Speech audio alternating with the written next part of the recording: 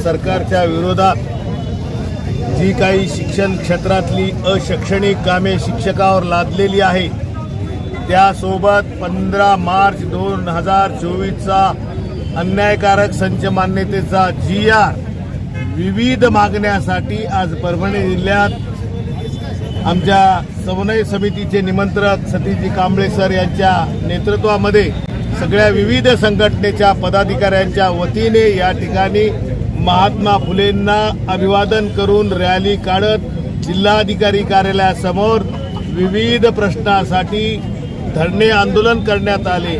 या धरणे आंदोलनाच्या माध्यमातून ज्या आमच्या मागण्या आहेत ते सरकारला पोहोचण्यासाठी या ठिकाणी विविध संघटनेच्या पदाधिकाऱ्यांनी आपले मनोगत व्यक्त करून आपल्या भावना या ठिकाणी व्यक्त केल्या।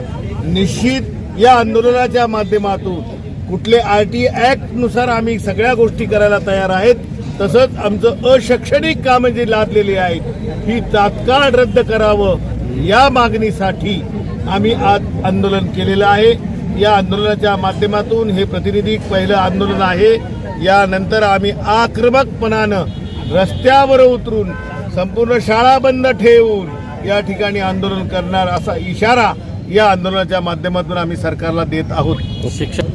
या शासनाच्या अशैक्षणिक कामामुळे शैक्षणिक कामासोबत अशैक्षणिकचा बोजा विविध अधिकाऱ्यांचं प्रेशर शिक्षकावर आहे आणि याचंच म्हणून आज काल परवा जी घटना स्वामी सरच्या माध्यमातून झाली, तिचं निधन झालं अशैक्षणिक कामामुळे रात्री 12 वाजेपर्यंत काम करत एका अधिकाऱ्याचा फोन आला, परंतु या अधिकाऱ्यांना असेल प्रशासनाला त्याचं घेणं देणं नाही, म्हणून आम्ही या आंदोलनाच्या माध्यमातून मागणी करणार आहेत 1 कोटी रुपये त्याची मदत करावी आणि त्याच्या वारसांना नोकरीत समावेश करावं। हेही या महाराष्ट्रातील जे काही शिक्षक या माध्यमातून मृत्युमुखी पडलेले ही पण मागणी आम्ही सरकारकडे करणार आहोत।